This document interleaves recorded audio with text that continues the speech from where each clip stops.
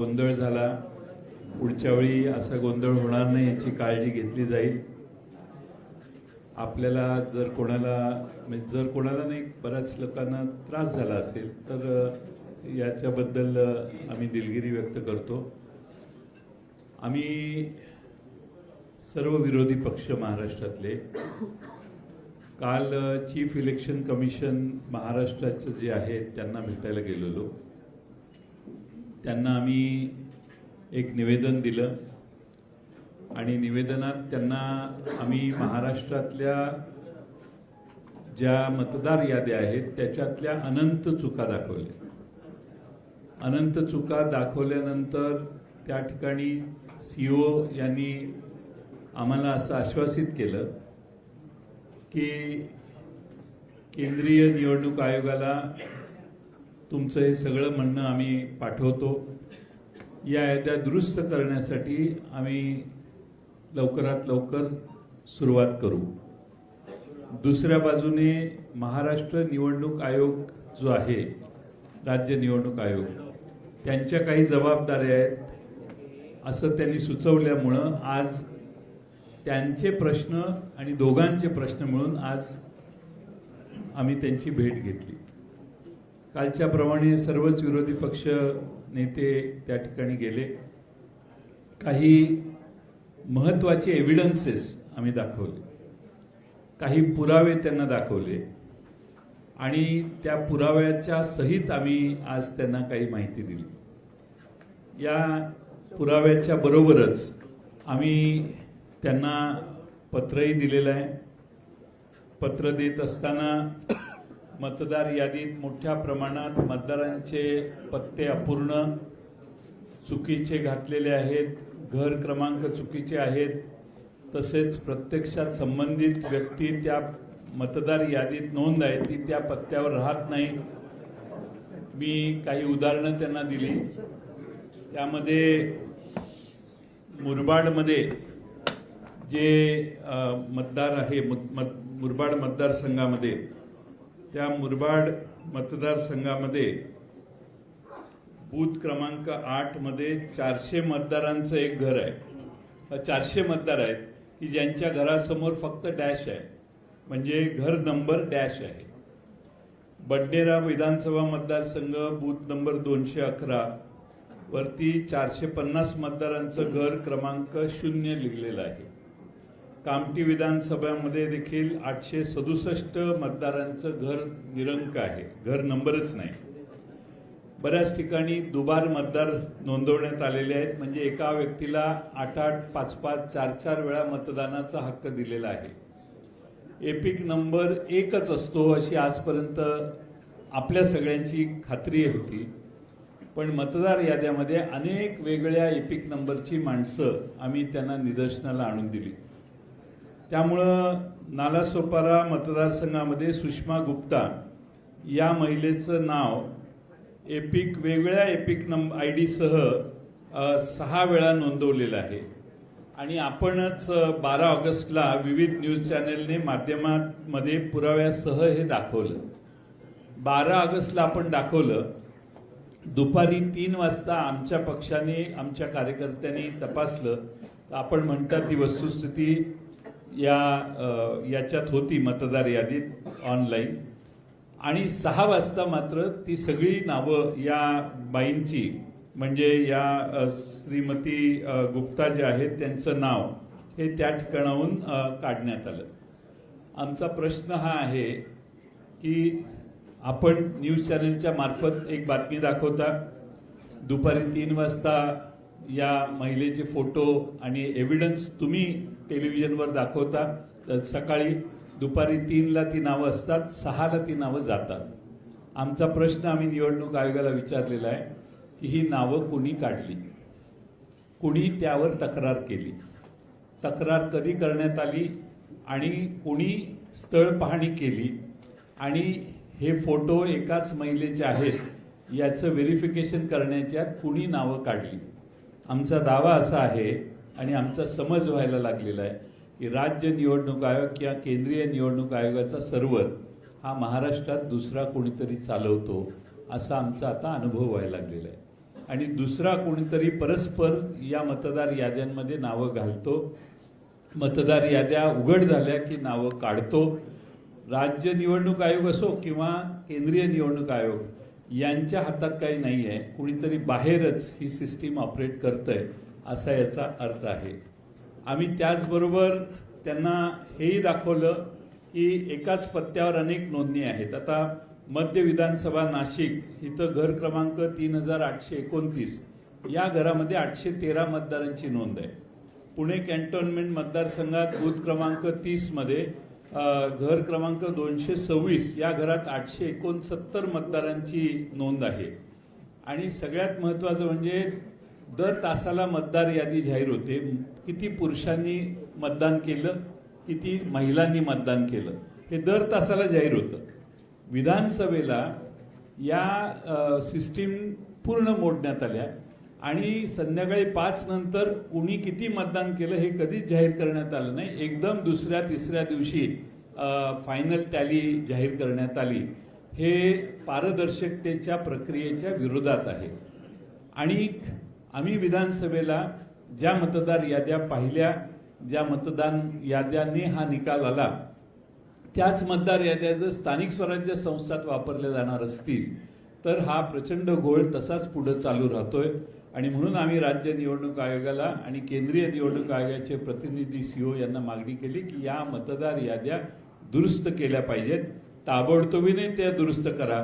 तुम्ही 3 दिवस 4 दिवस वाढवून मुदत हे चालणार नाही. किमान या मतदार याद्या पूर्ण तपासा. जे ज्या घरात राहत नाहीत त्यांची नावं त्यातून काढून टाका. बोगस मतदान काढून टाका. एक आमदार परवाच जाहीरपणाने सांगितलं त्यांनी की 20,000 मतदार मला बाहेरून आणावे लागले, ते मी आणले आणि मग माझा विजय झाला. हे विरोधी पक्ष सत्तात असणारे आमदारच जाहीरपणाने सांगतायत. याची नोंद घ्या हे आम्ही त्यांना सांगितलं. मी आपल्या सर्वांचं स्वागत करतो आणि पुढं माननीय बाळासाहेब थोरात साहेब काँग्रेस पक्षाचे ज्येष्ठ नेते यांना विनंती करतो की त्यांनी या ठिकाणी त्यांचं मनोगत व्यक्त करावं. माननीय जयंतरावांनी आपल्याला सविस्तर पद्धतीने काही गोष्टी सांगितलेल्या आहेत. काल आम्ही केंद्रीय निवडणूक आयोगाचे सीओ त्यांना आम्ही भेटलो. आज राज्य निवडणूक आयोगाला भेटलो. विधानसभेच्या वेळेस ज्या मतदार याद्या होत्या त्याच्यामध्ये प्रचंड दोष होते. आम्ही त्याच कालखंडामध्ये योग्य वेळी योग्य व्यक्तीनं योग्य ठिकाणी हे सांगितलं होतं का याच्यामध्ये दोष आहेत. त्याचं काहीही उत्तर आम्हाला आलेलं नाही. निवडणूक झाली, त्या दोषासहित झाली. असे काही दोष का जे माननीय जयंतरावांनी सांगितलं की 20,000 मतदार हे बाहेरून आणून मी मतदान करून घेतलं, हे आता आमदार सांगतायत, असे दोष आहेत.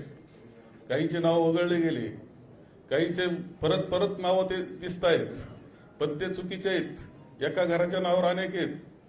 समजा माझं एखादं कॉलेज आहे किंवा माझे कॉलेजचं हॉस्टेल आहे, त्या कॉलेजचे बाहेरून राज्यातून आलेले देशातून आलेले मुलं सुद्धा माझे मतदार, असं होणार असलं निवडणूक आयोग ते मान्य करून घेणार असेल आणि ते मी शेवटच्या क्षणापर्यंत आणि ही तक्रार करून त्याची दखल नाही अशी अवस्था.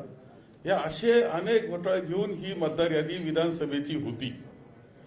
आता ती खरं जे विधानसभेची निवडणूक झाल्यानंतर 1 जुलैला तुम्ही आता या राज्य आयोगाला दिलेली, त्या अगोदर कोणतंही पुनर्विलोकन जे असतं ते 6-7 महिन्यामध्ये करण्यात आलेलं नाही. कोणत्या दुरुस्त्या करण्यात आलेल्या नाही. पुन्हा नवीन नावं नोंदण्याकरताची मोहीम करण्यात आली नाही. आणि त्यामुळे सगळ्या दोषासहित 1 जुलैला ती मतदार यादी ही राज्य आयोगाला दिलेली आहे. आणि म्हणून आमचं असं इच्छा होती की हे चुकीचं, हे दुरुस्त तुम्ही केलं पाहिजे होतं, केलेलं नाही. ती जबाबदारी केंद्रीय आयोगाची होती, निवडणूक आयोगाची. त्यांनी काहीच केलेलं नाही. आता राज्य निवडणूक आयोग म्हणतो आमची जबाबदारी नाही. आता ह्या घोळामध्ये तशी त्या दोषी असलेली पूर्णपणे यादी ही मतदानाला जाणार आहे, या निवडणुकीला सामोरं जाणार आहे. ही काही निकोप निवडणूक आहे असं मानण्याचं कारण नाही. यामुळं हे खरं आहे की माननीय राहुलजी गांधी यांनी हे विषय देश पातळीला घेतलेले आहेत. त्याच्यात महाराष्ट्राचा उल्लेख त्यांनी केलेला आहे. आणि त्या मांडत असताना जो मुद्दा माननीय जयंतरावांनी मांडला की हे कुणीतरी दुसरे ज्यांच्याकडे पासवर्ड दुसरीकडे दिलेले आहेत ते हे सगळे हँडल करतायत ऑनलाईन पद्धतीनं असं सुद्धा दिसतंय. हे पुराव्यासह माननीय राहुलजींनी दाखवलेलं होतं. ही वस्तुस्थिती, याच्यावर निवडणूक आयोग उत्तर सुद्धा द्यायला तयार नाही अशी अवस्था आहे. आणि म्हणून आम्ही या बाबतीत केंद्रीय निवडणूक आयोग आणि राज्याचा निवडणूक आयोग या दोघांनाही भेटलो, एकत्रित बैठक केली, परंतु आमचं काही समाधान त्यामध्ये झालेलं नाही. त्यांनी स्पष्टपणे काही उत्तर आम्हाला दिलेलं नाही. ही वस्तुस्थिती आहे आणि हे सगळं घेऊन आम्ही निवडणुकीला, स्थानिक स्वराज्य संस्थेच्या निवडणुकीला सामोरं जाणं हे अत्यंत चुकीचं आहे आणि हे माझ्या मते जनतेला सुद्धा मान्य नाही झालं पाहिजे. निकोप निवडणूक हा आपला पाया आहे लोकशाहीचा, तोच उद्ध्वस्त करण्यास निघालेला आहे. याच्यामध्ये पूर्णपणे राजकीय हस्तक्षेप असले पाहिजे असं आम्हाला वाटतंय आणि म्हणून आम्ही ही भेट आम्ही घेतलेली आहे.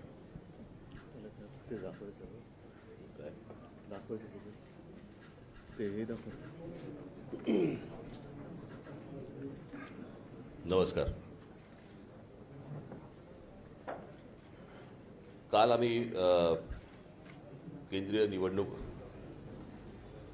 आयोगाच्या प्रतिनिधींना भेटलो आणि आज आम्ही राज्य आणि केंद्रीय निवडणूक आयोगाच्या प्रतिनिधींना दोघांनाही भेटलो. आता जयंतराव म्हणाले किंवा बाळासाहेब म्हणाले, मला अत्यंत महत्वाची एक गोष्ट आपल्यासमोर आणि महाराष्ट्राच्या जनतेसमोर मला ठेवायची आहे की निवडणूक ही गोष्ट म्हटल्यानंतर राजकीय पक्ष आले आणि निवडणुकांना मतदान करणारा महाराष्ट्रातला मतदार आला. निवडणूक आयोग ही फक्त निवडणुका घेतात, कंडक्ट करतात, परंतु राजकीय पक्ष हे निवडणुका लढवतात. आणि राजकीय पक्षांना जर समजा निवडणूक आयोग ज्या याद्या, मतदार याद्या आहेत, ह्या जर समजा दाखवतच नसेल तर मला असं वाटतं की पहिला घोळ इकडे आहे की आम्ही तुम्हाला याद्याच नाही दाखवणार. म्हणजे मी आता तुमच्याकडे 2024च्या निवडणुका व्हायच्या अगोदर आणि 2024च्या निवडणुका झाल्यानंतर अशा मी तुम्हाला 2 याद्या मी तुम्हाला फक्त आता दाखवणार आहे.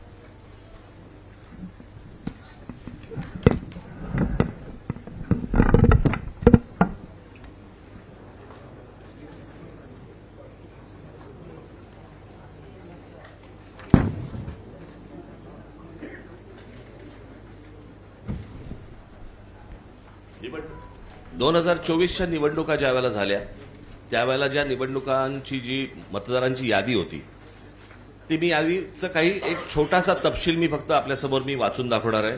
याच्यावरनं तुम्हाला साधारणपणे, मला असं वाटतं पत्रकार बोलले नाहीत मध्ये तर बरं होईल, आपण कॅमेरामन जरा शांत राहिलं तर बरं होईल, कारण आपलं कॅमेऱ्यातनं सगळं टिपतंय, परत आपण पण बोलताय. 2024च्या अगोदरची जी यादी आहे त्याच्यामधली फक्त मी काही नावं आपल्याला फक्त आपल्यासमोर मी वाचून दाखवतो, म्हणजे साधारणपणे यादीमध्ये काय प्रकारचा घोळ आहे हा आपल्याला आणि महाराष्ट्राला लक्षात येईल. मतदारसंघ 160 कांदिवली पूर्व, नाव धनश्री कदम, वडिलांचे नाव दीपक कदम, वय वर्ष 23. आता वडिलांच्या डिटेल्स: नाव दीपक रघुनाथ कदम, वडिलांचे नाव रघुनाथ कदम, वय 117. मतदारसंघ 161 चारकोप, नाव नंदिनी महेंद्र चव्हाण, वडिलांचे नाव महेंद्र चव्हाण, वय वर्ष 124, वय 124. आता वडिलांचे डिटेल्स: नाव महेंद्र कुमार श्रीनाथ चव्हाण, वडिलांचे नाव श्रीनाथ चव्हाण, वय 43. कोणी कोणाला काढले तेच कळत नाहीये.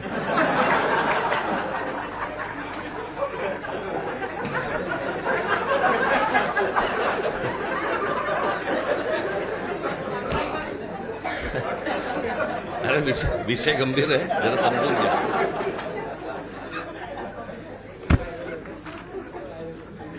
ह्या 2024च्या निवडणुकीच्या अगोदरचा घोळ. 2024 नंतर त्यांनी त्यांच्या वेबसाईटवरती यादी जाहीर केली ज्याच्यामध्ये फक्त नावं आहेत, फोटो नाही, पत्ता नाही, काही नाही. आणि मग काल आम्ही जेव्हा केंद्रीय निवडणूक आयोगाशी बोलत होतो त्यावेळेला त्यांनी सांगितलं की नाही, हे राज्य निवडणूक आयोगाकडे येतं. आता राज्य निवडणूक आयोगाकडे आम्ही भेटल्यानंतर राज्य निवडणूक आयोग म्हणतं हे केंद्रीय निवडणूक आयोगाकडे येतं. दोघेही प्रतिनिधी हे केंद्रीय निवडणूक आयोगाचेच प्रतिनिधी आहेत. आणि म्हणजे महाराष्ट्रातल्या राजकीय पक्षांना या संपूर्ण मतदार याद्या न दाखवण्याचं याच्यातनं काय मिळणार आहे तुम्हाला? यातनं फक्त घोळ होणार आहेत. आणि आता आम्ही फक्त त्यांच्यासमोर एवढंच सांगितलं की या मतदार याद्या जोपर्यंत सुधारणा होत नाही, तुमची सुधारणा होत नाही, तोपर्यंत निवडणुका तुम्ही घेऊ नका. आता साधारणपणे आपण जर समजा महानगरपालिकेच्या किंवा स्थानिक स्वराज्य संस्थांच्या निवडणुका जर समजा आपण पाहिल्या तर गेल्या 5 वर्षामध्ये निवडणुका झालेल्या नाहीयेत. मग जर 5 वर्ष जर समजा या निवडणुकांमध्ये गेलेली असली तर मग याद्या सुधारण्यासाठी अजून 6 महिने गेले तर काय फरक पडतो? याद्या सुधारल्याशिवाय त्यांनी निवडणुका घेऊ नये हेच आज आम्ही त्यांना सर्वांनी सांगितलं आहे. म्हणजे त्यांनी आता काहीतरी काल आमची भेट झाल्यानंतर त्यांनी एक नोटिफिकेशन काढलं आणि त्याच्यामध्ये आम्हाला राजकीय पक्षांना 8 दिवस दिले. म्हणजे हे 6-6, 8-8 महिने काम करणार आणि राजकीय पक्षांनी 8 दिवसामध्ये ह्यांना सगळ्या छाननी करून द्यायची, कसं शक्य आहे? आणि म्हणून तो काल जो त्यांनी काय नोटिफिकेशन काढले ते एकतर रद्द करायला आम्ही त्यांना सांगितलेलं आहे. आणि आज आम्ही त्यांना सांगितलेलं आहे की या निवडणुका तुम्ही घेऊ नका. उद्या ते काय याच्यावरती निर्णय करतायत हे आम्ही 1-2 दिवसात पाहू आणि त्याच्यानंतर मला असं वाटतं सर्व राजकीय पक्ष मिळून आम्ही एका निर्णयापर्यंत येऊ. तो निर्णय तुम्हाला अजून 2-3 दिवसांनी सांगू. ठीक आहे? धन्यवाद.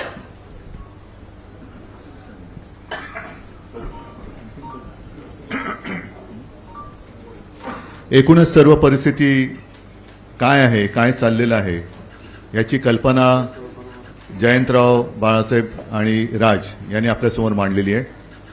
एक गोष्ट मी आवर्जून सांगेन, एकूणच लोकशाहीसाठी, तिच्या रक्षणासाठी महाराष्ट्रातले सर्व राजकीय पक्ष एकत्र आलेले आहेत. आम्ही सर्व एकत्र येत असताना भारतीय जनता पक्षाला सुद्धा पत्र दिलं होतं, पण आज व्यासपीठावर आणि आमच्या कालच्या आणि आजच्या निवडणूक आयुक्तांच्या भेटीमध्ये भाजपाकडनं कोणी आलेलं नाही. हा विषय जो आहे तो गेल्या विधानसभेपासून सगळ्यांच्या लक्षात यायला लागला आणि एका पत्राचा उल्लेख जयंतरावांकडनं राहिला, तो त्यांनी मला सांगितला. तो म्हणजे विधानसभा निवडणुका ज्या म्हणजे गेल्या वर्षी झाल्या 2024, त्याच्या आधी 19 ऑक्टोबरला 1 महिना आधी महाविकास आघाडीकडनं निवडणूक आयोगाला एक पत्र दिलं होतं आणि त्याच्यामध्ये आमचा विषयच हा होता की नाव घेऊन अगदी म्हटलं तरी की काही भारतीय जनता पक्षाचे कार्यकर्ते ह्या मतदार यादीशी खेळतात आणि त्याच्यामध्ये काही लोक म्हणजे त्यांना हवेत ते घुसवत आहेत, नको ते काढतायत. हा सगळा खेळ यांचा सुरू आहे. आता जसं या दोघांनी सांगितलं, अगदी हे पुरावे आहेत. ही काही यादी आम्ही घरी नाही छापलेल्या. एकेका व्यक्तीचं नाव 4-4 ठिकाणी आहे, एका जागेवरती 200-200 नावं नोंदलेत. हा सगळा लोकशाहीचा खेळ खंडोबा चाललाय. दोन्ही निवडणूक आयुक्तांना आम्ही सांगितले की एक तर इलेक्शन म्हणजे निवडणूक घ्यायची असेल तर ती निष्पक्षपातीपणाने झाली पाहिजे, नाहीतर इलेक्शनपेक्षा सिलेक्शन करून मोकळे व्हा. तेवढंच आता राहिलेलं आहे. दोघांशी बोलताना थोडंसं आमच्या लक्षात आलं, मी त्यांचा अपमान करू इच्छित नाही, पण हे जे समोर आमच्या बसलेत ते आयुक्त म्हणून काही त्यांच्याकडे अधिकार आहेत का आम्ही कठपुतळी बाहुल्यांशी बोलतोय आणि त्यांचे दोर वरती कुठेतरी आहेत, ते वरनं जशी बोटं हलतील तशी इकडे हालचाली होतात की काय. सगळे मुद्दे सांगून झालेले आहेत. याच्यामध्ये आणखीन एक मुद्दा जो आहे तो 1 जुलैचा कट ऑफ डेट, म्हणजे 1 जुलै नंतर ज्यांना 18 वर्ष झाली असतील त्यांना यावेळेला मतदानाचा अधिकारच मिळणार नाही. ही कुठली लोकशाही आहे? आणि हे सगळं बघितल्यानंतर आम्हाला असं वाटतं की ज्याप्रमाणे सर्वोच्च न्यायालयाने जसं काही पक्षांचे, काही प्राण्यांच्या केसेस या सुमोटो घेतल्या होत्या, तसंच आपल्या देशातल्या मनुष्य प्राण्यांची सुद्धा केस ही स्वतःहून त्यांनी घ्यायला पाहिजे आणि देशातली लोकशाही जगवण्यासाठी हा त्यांचा सुद्धा एक निर्णय त्याच्यामध्ये असायला पाहिजे. आम्ही राजकीय पक्ष म्हणून आमचं कर्तव्य करतोय, वेळोवेळी निवडणूक आयुक्तांकडे जातोय, दरवाजे ठोकतोय, पण दाद काही मिळत नाही. आमच्यावरती लोकशाहीच्या नावाने जर का हे हुकुमशाही गाजवणार असतील तर ही हुकुमशाही आम्ही काही त्यांना गाजवू देणार नाही, हे तर नक्की आम्ही केलेलं आहे. थोडक्यात आज आमचं म्हणणं या दोन्ही आयुक्तांकडे, कारण काल दोन्ही आयुक्तांना आमच्या विरोधी पक्षांची किंवा आमच्या राजकीय पक्षांची, विरोधी नाही राजकीय पक्षांचे प्रतिनिधी मंडळ त्यांना भेटलं, शिष्टमंडळ भेटलं. त्याच्यात आम्ही केंद्राचे जे निवडणूक आयुक्त इकडे आहेत प्रतिनिधी त्यांना भेटलो. त्यांनी सांगितले की स्थानिक स्वराज्य संस्था आणि हा सगळा विषय हा राज्य निवडणूक आयुक्ताकडे येतोय. त्यांच्याकडे भेटलं आमचं दुसरं, त्यांनी सांगितलं मतदार यादीचा अधिकार हा केंद्राच्याकडे येतोय. मग नेमका याचा बाप कोण आहे, जबाबदारी कोणाची आहे, का निवडणुका आपल्या घ्यायच्या म्हणून घ्यायच्या आहेत. आणि आम्ही त्यांच्याशी बोलत असताना मुहूर्त काय लागला त्यांनी कळत नाही, पण कालच्या काल निवडणुकांचा कार्यक्रम जाहीर केला. आम्ही त्यांना स्पष्ट शब्दात सांगितलेलं आहे की जोपर्यंत हा संपूर्ण निवडणूक मतदार यादीतला घोळ तुम्ही त्याच्यावरती काही स्पष्टीकरण किंवा तो सुधारत नाही तोपर्यंत या निवडणुका होता कामा नयेत.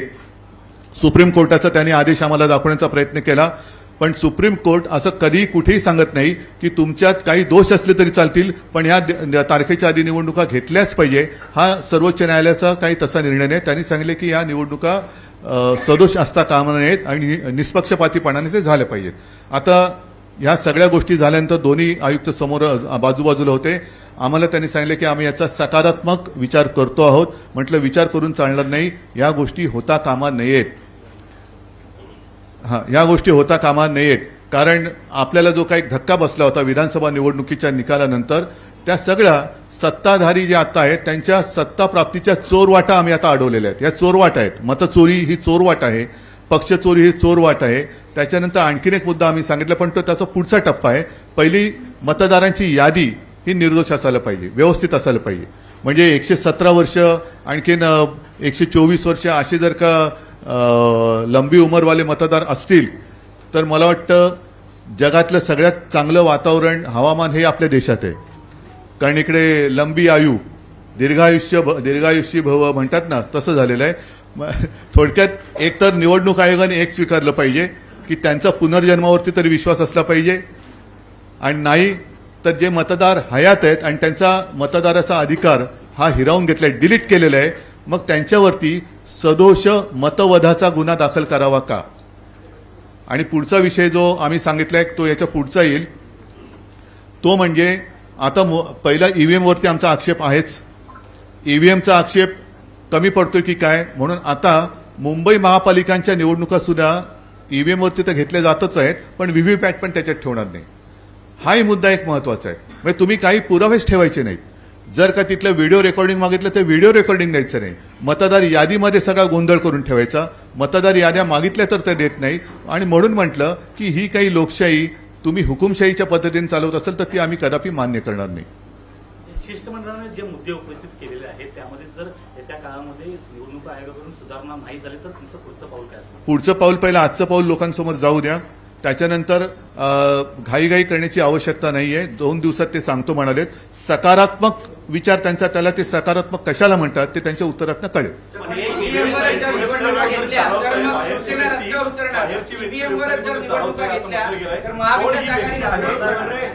ही व्यक्ती कोण आहे आणि कोण काय वेबसाईट चालवते असा आरोप केला आहे. कोण ही व्यक्ती आहे आणि कोणाशी संबंध? त्याच्यासाठी आम्ही महाविकास आघाडीकडनं अतिशय स्वच्छ आणि स्पष्ट शब्दात विधानसभा निवडणुकीच्या 1 महिना आधी पत्र दिले, ज्याचा मी आता उल्लेख केला. ते मी आता तुम्ही आधी एक मिनिट तुमच्या पहिल्या प्रश्नाचं उत्तर देतो, जे जयंतरावांनी त्यांच्याकडे मांडलं ते. पहिली गोष्ट म्हणजे ज्या वेळेला तुमच्याच चॅनलवरती, तुमच्या नाही चॅनलवरती ज्या वेळेला एक बातमी येते अशा अशा प्रकारच्या खोट्या यादीची, आणि त्याच्यानंतर ती 6 वाजता गायब होते. ती 6 वाजता गायब होते का, त्याच्यावरती त्यांनी विचारलं की तुमच्याकडे कोणी तक्रार दिली का, काही दिली का. त्या संपूर्ण बातमीबद्दल किंवा त्या यादीबद्दल निवडणूक आयोगाला काहीच माहीत नाहीये. केंद्रीय निवडणूक आयोग आणि राज्य निवडणूक आयोग ते म्हणाले की आम्हाला ह्यातलं काहीच माहीत नाहीये. ते म्हणाले आम्ही माहिती घेऊन सांगतो. आता प्रश्न असा आहे की त्यांच्या वेबसाईटवरनं गायब झाल्यात, ज्या तुमच्या चॅनलवरती दाखवल्या गेल्या आहेत. मग जर समजा त्या चॅनलवरती दाखवल्यानंतर जर त्या याद्या गायब होत असतील आणि निवडणूक आयोगाला जर समजा ती गोष्ट माहिती नसेल तर मग हे कोण करतंय, हे कोण काढतंय आणि कोण घालतंय, हा तो प्रश्न आहे. आणि ही गोष्ट त्यांना विचारली गेली, त्याच्यावरती ते बोलले की आम्ही चौकशी करून सांगतो. 12 महाविकास आघाडीने विधानसभा निवडणुकीच्या 1 महिना आधी त्या पत्रांना कुठलाही प्रतिसाद आयोगाकडनं मिळाला नाही असं तुमचं म्हणणं आहे. मग जर त्या पत्राला जर प्रतिसाद मिळाला नसेल तर आता तुम्ही सगळे एक्सरसाइज करताय, त्याला प्रतिसाद मिळाला कशावर? बोला. बारा ऑगस्टला आम्ही 19 ऑक्टोबरला हे पत्र कार्यालयात नेऊन दिलेलं आहे. केंद्रीय आणि त्यांना भेटलोही. आमचे प्रतिनिधी म्हणून जितेंद्र आव्हाडजी स्वतः जाऊन तिथं 2-3 जण जाऊन भेटले, त्यांना हातात दिलं, पण त्याचा कोणताही कॉग्निजन्स त्यांनी घेतला नाही.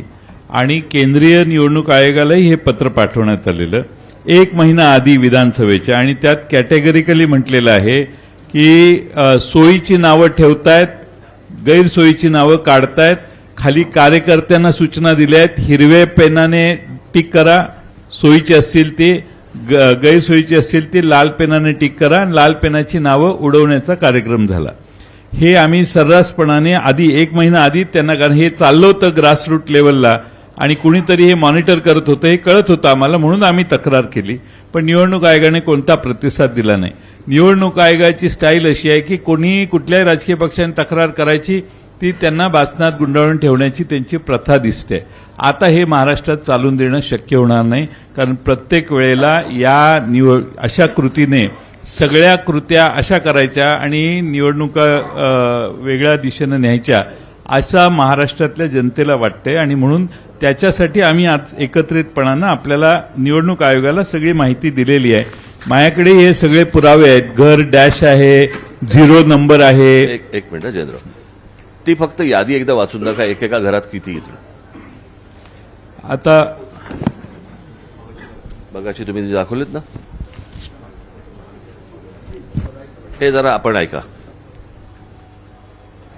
आता ही सुषमा गुप्ता नालासोपारा मतदारसंघ, या बाईचं नाव दुपारी 3ला होतं, 6ला गेलं. कुणी काढलं हा प्रश्न आम्ही विचारला. 12 ऑगस्टला झालेली ती घटना आहे, पण अद्यापपर्यंत त्यांना माहीत नाही की हे त्यांनी साधी चौकशी केली नाही निवडणूक आयोगाने की हे का झालं, कसं काढलं, कोणी काढलं. हे मुरबाड मतदारसंघात मतदार घराच्या पुढं नुसता डॅश लिहिलाय, घर क्रमांक नाही, नुसता डॅश असणारी 400 मतं आहेत.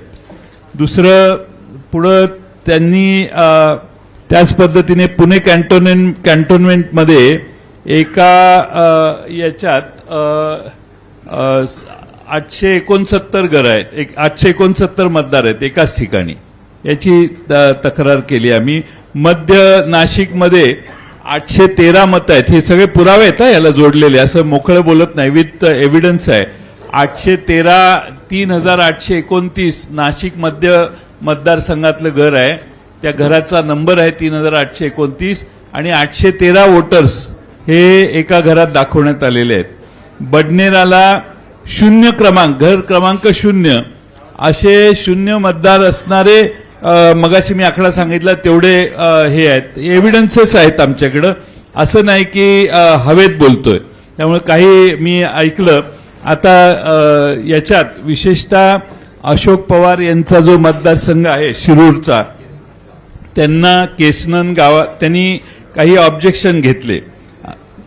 ऑब्जेक्शन घेतल्यानंतर घर क्रमांक 1च असणारे 188, एकाच घरात 188 मतदार आहेत आणि ते घरच नाही आहे त्या गावात.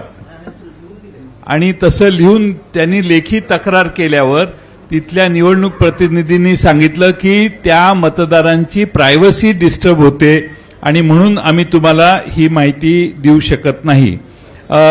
त्याच्यामध्ये शेवटी कायदा जो आहे तो कायदा काय सांगतो, कायदा त्यांनी असं लिहिलेलं आहे की मतदार यादीत समाविष्ट करण्यात आलेल्या मतदारांची माहिती ही गोपनीय स्वरूपाची आहे. त्यामुळे सदर मतदारांची माहिती ही व्यक्तिगत माहिती आहे. सदर कागदपत्रांची माहिती इतरत्र प्रसिद्ध होऊ नये या कारणाने संबंधित मतदारांची परवानगीशिवाय आपणास उपरोक्त माहिती पुरवता येत नाही. आता कायदा आहे, कायद्यामध्ये काय म्हटलंय, आम्ही तो कायदाही दाखवला निवडणूक आयोगाला.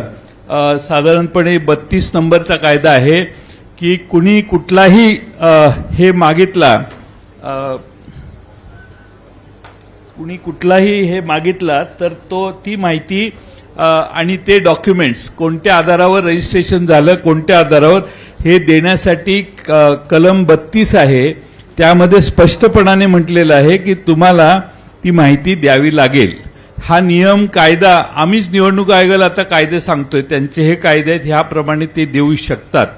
पण त्यांना दिलेलं उत्तर अशोक पवार यांना की त्याची प्रायव्हसी, आम्ही काय त्याचे खाजगी गोष्टी मागत नाहीत, त्याने जे निवडणूक आयोगाला सबमिट केलंय मतदार होण्यासाठी तेवढीच माहिती मागतोय आणि ती देणं आवश्यक आहे असं निवडणूक आयोगाच्या निवडणुकीच्या कायद्यात लिहिलेलं आहे. एकच मिनिट एक मिनिट येतोय आवाज ऐकू? आवाज नाही, मला यातली फक्त एकच गोष्ट कळली नाही, समजली नाही. जे निवडणूक आयोग आम्हाला सांगते किंवा केंद्रीय निवडणूक आयोग आम्हाला सांगते की मतदारांची यादी ही गोपनीय असते. मला असं वाटतं मतदान हे गोपनीय असतं ना. आपण कोणाला मतदान करतोय ही गोष्ट गोपनीय असते, मतदार कसा गोपनीय असेल?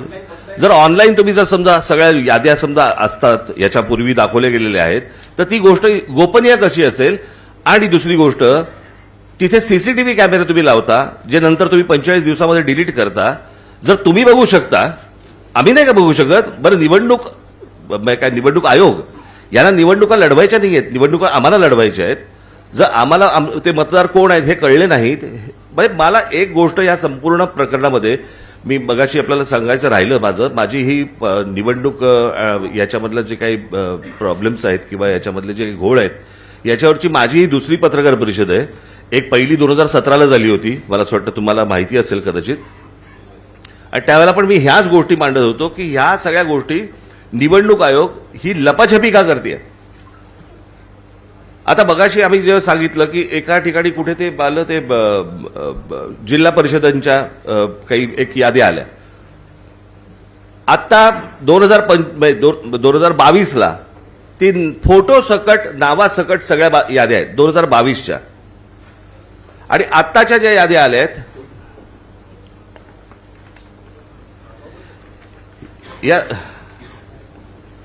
या 2022च्या याद्या आहेत, ज्याच्यामध्ये फोटो आहे, नाव आहे, सगळं आहे.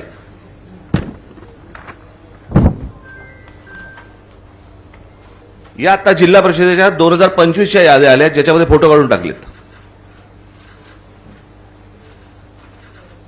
हे सगळं निवडणूक आयोग स्वतः करतंय.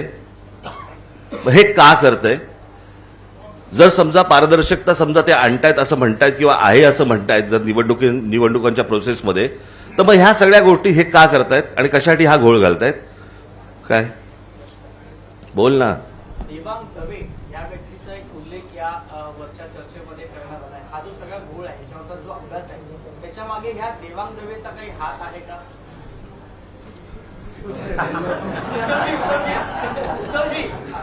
एक मिनिट, अर्धवट विषय राहिला, त्यांना पूर्ण करायचं होतं.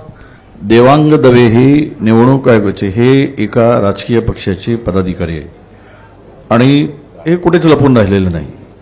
त्यांच्याकडे जो कंत्राट दिला आहे, डिलीट करायचं पण आहे ना, एडिशनचं पण आहे. डिलिशनचं आहे, एडिशनचं, दोनही काम तो करतो आहे वेबसाईटवर अधिकृतपणे जाऊन.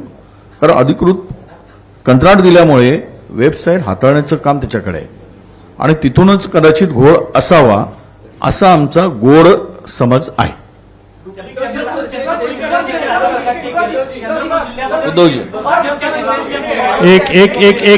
चंद्रपूरमध्ये राजुरा मतदारसंघात अजूनही गुन्हा दाखल झालेला नाही. तिथे भारतीय जनता पक्षाचं नाव घेऊन सांगतो, त्यांच्या मोबाईलवर ओटीपी केलाय. हे सिद्धच झालंय. आम्ही तक्रार दिली पण अद्यापही तिथे कुठेही गुन्हा दाखल झाला. आम्ही पकडून दिलं, चोरी पकडून दिली, कशा प्रकारची चोरी झाली पुराव्यासह दिलं. त्यामुळे आता ती कारवाई झाली नाही. तो पुढचा प्रश्न. जो विषय आहे त्याच्यामध्ये जर समजा 80,000 पनवेलमध्ये बाळाराम पाटलांना त्यांनी उत्तर असं दिलेलं आहे ऑफिशियली आणि सगळ्यांनाच उत्तर दिलेलं आहे, ज्यांनी बातमी केली त्यांनाही दिलं की जर 80,000 तुम्हाला वाटतं दुबार मतदार असतील तर तुम्ही 80,000 अर्ज केले पाहिजेत प्रत्येक मतदाराच्या नावाचा. याबद्दल काही बोलणं झालं का? नंबर 1. आणि नंबर 1 मिनिट, दुसरा प्रश्न असा आहे की आता आपण सीसीटीव्ही बद्दल बोलला, तो सीसीटीव्ही हा एक वादग्रस्त मुद्दा आहे असं जर ठरलं तर तिथे एक 17A फॉर्म आहे जी इलेक्टोरल रोल असतो, जो मतदार अधिकारी टिकमार्क करतात. तो अधिकाऱ्यांनी टिकमार्क केलेला रोल इलेक्शन कमिशन देत नाहीये, याबद्दल तुमचं काही बोलणं झालं का? आपण मला एकच या सगळ्या गोष्टींवरती मला फक्त बोलायचं आहे. आता तुम्ही जे काही सगळे कायद्याच्या या देशात ह्या पहिल्या निवडणुका नाही आहेत. याच्या अगोदर अनेक निवडणुका झाल्या, बरोबर आहे, साधारणपणे 2014च्या अगोदर, 2000 काय त्याच्या अगोदर, या इतके वर्ष ज्या निवडणुका चालू आहेत कधी असले विषय कधी आले नाहीत, जे हल्लीच का यायला लागले. मला असं वाटतं हा एक सगळ्यात महत्वाचा प्रश्न आहे की आता हे फॉर्म भरून मग तिकडे आता किती ते पैसे द्यायचे त्यांना, 2 रुपये पर शीट, प्रत्येक पानाला 2 रुपये द्यायचे आणि मग आम्ही पानं घ्यायची, मग त्याच्यात पण कमाई. टेक्निकल ग्राउंड्सवर इलेक्शन कमिशन स्टँड करतं त्याबद्दलचं म्हणणं विचारतो. 17A मागणारे अनेक उमेदवार आहेत. अनेक उमेदवारांनी 17A मागून देखील निवडणूक आयोग ते देत नाही. आता एक उदाहरण सांगतो की कोरेगाव विधानसभा मतदारसंघात शशिकांत शिंदे साहेबांनी विधानसभेच्या आधी अपील केलं. कलेक्टरने निर्णय दिला की ही 1,500 मतं आपण यादीत घ्या. तरी खालच्या अधिकाऱ्याने ते अपील मान्य झाल्यावर देखील त्यांची मतदार यादीत नावं समाविष्ट झाली नाहीत. मी मगाशी जे सांगितलं की प्रायव्हसी डिस्टर्ब होते वगैरे, त्यांनी उत्तर दिलं लेखी अशोक पवारांना. तर 32 नाही 33 रजिस्ट्रेशन ऑफ इलेक्ट्रल रूल्स 1960 33 नंबरचा आहे. Inspection of electoral rolls and connected papers. Every person shall have the right to inspect the election papers referred to in rule 32 and to get attested copies thereof on payment of such fee as may be fixed by the chief electoral officer. हा कायदा रूलमध्ये आहे हे, तरी देखील त्यांना उत्तर दिलं की आम्ही देऊ शकत नाही. आणि सगळ्यात महत्त्वाचं असं आहे की ह्या सगळ्या गोष्टी, जिब्रिश नावं तर आणखीन तो वेगळाच विषय आहे, हे सगळं आम्ही त्यांच्या निदर्शनाला आणले. आमची अशी अपेक्षा आहे की निवडणूक आयोग, राज्य निवडणूक आयोग आणि केंद्रीय निवडणूक आयोगाचे प्रतिनिधी या ठिकाणी जे आहेत सीओ, या दोघांनी निर्णय घेतला पाहिजे. या याद्या दुरुस्त केल्या पाहिजेत. दुरुस्त झालेल्या याद्यांवरच महाराष्ट्राच्या निवडणुका घेतल्या पाहिजेत हे आम्ही त्यांना निक्षून सांगितलेलं आहे. आणि राज्य निवडणूक आयोग हे आम्हाला म्हटले आम्ही याचा सकारात्मक विचार करू.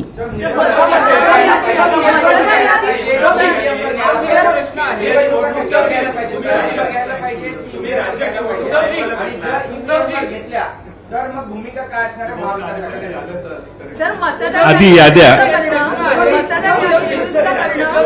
मतदार यादी दुरुस्त करणं म्हणजे एसआयआरची आपण मागणी करतोय का?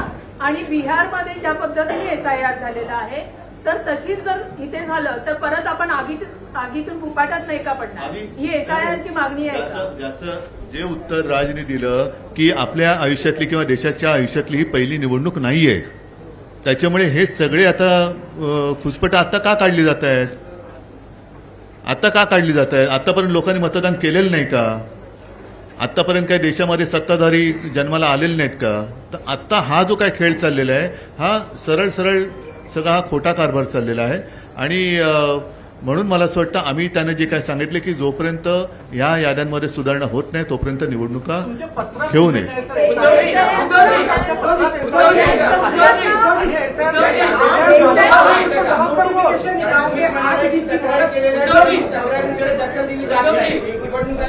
असं आहे की आम्ही निवडणूक आयोगाला आवाहन केलेलं आहे आणि मागणी केलेली आहे की बल्कमध्ये चुका आहेत त्या तुम्ही दुरुस्त केल्या पाहिजेत.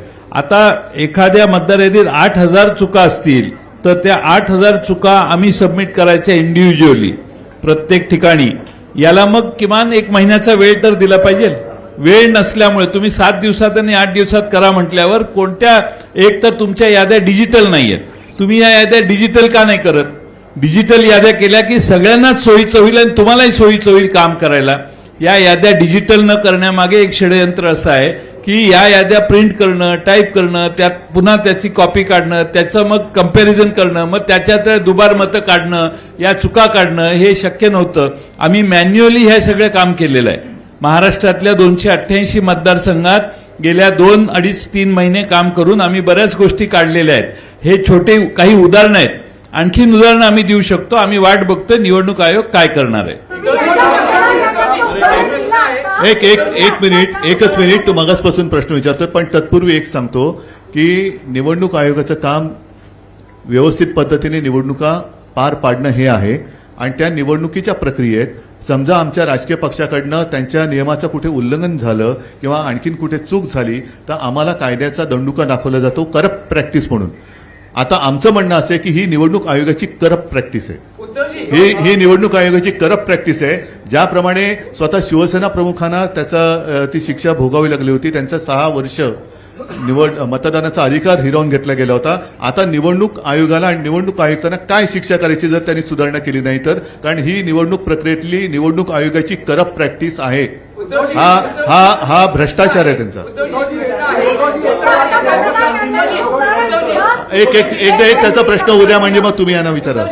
मतदार याद्यांमधला जो घोळ आहे राष्ट्रीय स्तरावर त्याचा फायदा एनडीएला होतो आहे आणि राज्य स्तरावर त्याचा फायदा या निवडणुकीत आपलाही आरोप आहे आणि संशय उपस्थित झालेत की महायुतीला झालाय. तर असं हे लक्षात घेता किंवा हे आरोप लक्षात घेता निवडणूक आयोग मग केंद्रीय असेल किंवा राज्यातला भाजपसाठी हस्तक म्हणून किंवा भाजपच्या दबावाखाली काम करतोय असा तुमचा आरोप आहे का? त्याच्याबद्दल आम्ही स्पष्ट पत्र दिलेलं आहे, ज्याचा वारंवार आता उल्लेख झाला आहे की गेल्या विधानसभा निवडणुकींच्या आधी 1 महिना अगोदर एक व्यवस्थित स्पष्ट शब्दामध्ये पत्र दिले. त्याच्यात भारतीय जनता पक्षाचं नाव लिहून आम्ही ते पत्र दिलेलं आहे. आणि नसेल तर भारतीय जनता पक्षाने आज आमच्या शिष्टमंडळात यायला पाहिजे. आज किंवा काल येऊ शकले नसतील तर त्यांनी सांगावं उद्या येतो, आम्ही सगळे मिळून जायला तयार आहोत. आता हा प्रश्न जो आहे हा चेंडू भाजपच्या कोर्टात आहे. त्यांचा जर का त्यांची जर का ह्याच्यात ढवळाढवळ नसेल तर त्यांनी आमच्या शिष्टमंडळात सामील व्हावं आणि आम्ही जी मागणी करतो ती त्यांनी करावी. नाही, दोन मिनिटात त्यांना विचारू. तुम्ही एक काम करता, एक मिनिट माफ करा, तुम्ही फक्त हात वरती करा, आम्ही सांगू कोणाला बोलायचं ते. हा कलकलाट करण्यापेक्षा ना तुम्ही फक्त हात वरती करा, आम्ही फक्त सांगतो की बाबा तू बोल तू बोल तू बोल एवढं सांगतो. हा आता बोल. तुम्ही ज्या मतदार याद्यांचं आता उदाहरण दिलं की ह्याच्यात ऑब्जेक्शन आहेत, अशा किती कॉन्स्टिट्युएन्सीचे ऑब्जेक्शन तुम्ही आता सबमिट केले आहेत? आम्ही आता काही प्रमुख कॉन्स्टिट्युएन्सीची उदाहरणं दिलेली आहेत. महाराष्ट्रातल्या प्रत्येक मतदारसंघात हे काम चालू आहे. स्थानिकदृष्ट्या त्याचे ऑब्जेक्शन सबमिट होतील, परंतु बल्कमध्ये हे झालेलं आहे, फ्रॉड आहे हा असं आम्हाला वाटायला लागले. तर ते निवडणूक आयोगानेही पुढाकार घ्यावा ना. आम्ही 2 हे असतात, एक म्हणजे फोटो आयडेंटिटी सेम आहे असे बघून ते नावं बाजूला काढता येतात. त्याचं एक वेगळं सॉफ्टवेअर आहे. नावं एकत्रित करून सगळी नावं कम्पेअर करून ती डुप्लिकेट झाली असतील तर ती नावं बाजूला काढायला सॉफ्टवेअर आहे. ही सॉफ्टवेअर 2019च्या निवडणुकीच्या आधी वापरलं जायचं, पण दुर्दैवाने 2022-23 नंतर हे वापरलंच नाही. तर आम्ही त्यांना कालच विनंती केली की हे सॉफ्टवेअर वापरा आणि हे डुप्लिकेशन जे आहे ते काढून टाका. त्यांनी केलं पाहिजे. एकच मी सांगतो, आमच्या लोकांनी त्या ठिकाणी जे ऑफिसर आहेत अधिकारी आहेत त्यांच्या काही हरकती घेतलेल्या आहेत, पण ते सरळ सरळ सांगतात की आमच्या राज्य निवडणूक आयोगाला आम्हाला ह्या अधिकार किंवा आम्ही हरकती घेण्यामध्ये कुठल्याही प्रकारचा आम्ही काही हस्तक्षेप करू शकत नाही. हा फार मोठा गंभीर या ठिकाणी प्रश्न निर्माण झालेला आहे. जर बोगस नावं दाखवली तर त्या बोगस नावाच्या संदर्भात हरकत घेतल्यानंतर त्याची चौकशी करायला पाहिजे. ते सरळ हारवरती करतायत प्रांत किंवा तिथल्या निवडणूक अधिकारी. आता आम्ही प्रत्येक पक्षाने त्या कार्यकर्त्यांना आपापल्या ठिकाणचे सर्वेक्षण करून जी बोगस नावं आहेत ती काढून तुम्ही म्हणाला त्या प्रश्नाने आम्ही राज्यावर गोळा करणार आणि निवडणूक आयोगाला देणार. त्याला आम्हाला वेळ पाहिजे. एक मिनिट. नाही, एक असं आहे, 2 मिनिटं साहेब. एकच असं आहे की त्यांच्याकडे वेगळे टूल आहेत. डाटा मॅचिंग सिस्टीम, AI आधारित टूल्स आहेत, डिजिटल ॲप्स आहेत, असे आहेत, ते वापरावेत. आणि सगळ्यात महत्त्वाचं मला आपल्यामार्फत आवाहन करायचं आहे, आम्हाला निवडणूक आयोगाकडून उत्तरं पाहिजेत. भारतीय जनता पक्षाच्या विरोधी ही आमची हे नाही आहे, त्यामुळे त्यांच्या प्रवक्त्यांनी आम्हाला उत्तर देणं अभिप्रेत नाही आहे. आम्हाला निवडणूक आयोगाने उत्तर द्यावं. आम्ही निवडणूक आयोगाकडे गेलोय, नाहीतर तासाभरात तुम्ही जाल दुसरीकडे आणि याला उत्तरं मागाल. आम्ही त्यांना बोलवलेलं होतं आणि त्यांनाही त्रास कदाचित होत असेल तर नाही, निवडणूक आयोगाने मला एकच मिनिट मला असं वाटतं मी थोडंसं काय हे प्रश्न संपणार नाहीत. यातला एकच सगळ्यात महत्वाचा भाग असा आहे की निवडणूक यादीमध्ये घोळ आहेत. निवडणुकीच्या यादीतले घोळ दोन्ही राज्य आणि केंद्रीय निवडणूक आयोगातल्या प्रतिनिधींना आम्ही त्यांच्यासमोर ठेवलेले आहेत. ते सुधारले पाहिजेत आणि ते सुधारून विरोधी पक्षाचं समाधान झालं पाहिजे, सत्ताधारी पक्षाचं समाधान झालं पाहिजे, कोणाचंही. परंतु जे निवडणुका लढवतात, मला असं वाटतं त्या राजकीय पक्षाचं समाधान झाल्याशिवाय त्यांनी निवडणुका घेऊ नयेत. आणि ही अत्यंत आमची रास्त मागणी आहे, याच्यात काहीच गैर नाहीये. मला असं वाटतं निवडणूक आयोगाने या गोष्टींचा विचार करावा. त्याच्यामध्ये इतर वेगवेगळे कायदे आणूच नाहीत. सोपी गोष्ट आहे ना ही. ह्याच्यामध्ये काही कॉम्प्लिकेटेड असण्याचं काही कारणच नाहीये. आम्ही काही क्लिष्ट काही विषय बोलतच नाही आहोत की बाबा आम्ही मतदार याद्या दाखवलेल्या आहेत, मतदार याद्यांमध्ये बाबा घोळ आहे. थांबा ना, मी पण आलोय पहिला. मतदार याद्यांमध्ये घोळ आहेत आणि मतदार याद्यांमधले घोळ त्यांच्यासमोर ठेवल्यानंतर मला असं वाटतं की ते आणि राजकीय पक्ष यांनी मिळून या याद्या सुधारल्या पाहिजेत आणि याद्या सुधारूनच निवडणुकांना सामोरं गेलं पाहिजे. कारण जी लोक मतदान करतायत, म्हणजे जर समजा तुम्ही एक गोष्ट बघितली असेल, यातला एकच फक्त महत्वाचा भाग सांगतो की गेल्या 2024ची जी विधानसभा इलेक्शन झाली, या विधानसभा निवडणुकीनंतर 232 जागा या ह्यांच्या युतीच्या महायुतीच्या निवडून आल्या. 232. पण या 232 जागा निवडून आल्यानंतर देखील मला असं वाटतं तुम्ही सगळेजण त्याला विटनेस आहात, संपूर्ण महाराष्ट्रात सन्नाटा होता. ज्या प्रकारचा जल्लोष महाराष्ट्रामध्ये व्हायला पाहिजे होता त्या प्रकारचा जल्लोष महाराष्ट्रामध्ये नव्हता. हे कसलं द्योतक आहे? सर्वांना धक्का बसला, म्हणजे निवडून आलेल्यांना पण धक्का बसावा. पडलेल्यांना बसतोच, पण निवडून आलेल्यांना पण धक्का बसावा, ही कोणती निवडणूक आहे? तर मला असं वाटतं की हा अतिशय सोपा विषय आहे. या सोप्या विषयामध्ये याद्या नीट कराव्यात आणि निवडणुकीला सामोरं जावं, एवढंच फक्त आमचं म्हणणं आहे. कारण हे काही प्रश्न थांबणार नाहीत.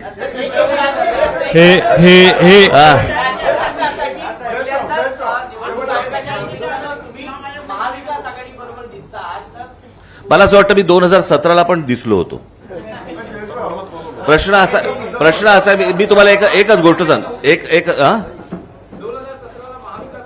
ते असेल किंवा नसेल तो विषय नाहीये. प्रश्न असा आहे की या सगळ्या याच्यामध्ये एक गोष्ट लक्षात घ्या, आता निवडणूक होणार कशी होणार हे महत्वाचं आहे. कोणाबरोबर होणार हा आत्ताचा विषयच नाही. आणि ही तुमच्या जर लक्षात असेल कदाचित त्यावेळेला पत्रकार परिषदेला जर समजा तुम्ही असाल तर 2017ला पण मी हेच बोलत होतो. तेव्हा पण होती खरं तर याच्यामध्ये त्यावेळेला अजित पवार पण होते. त्यावेळेला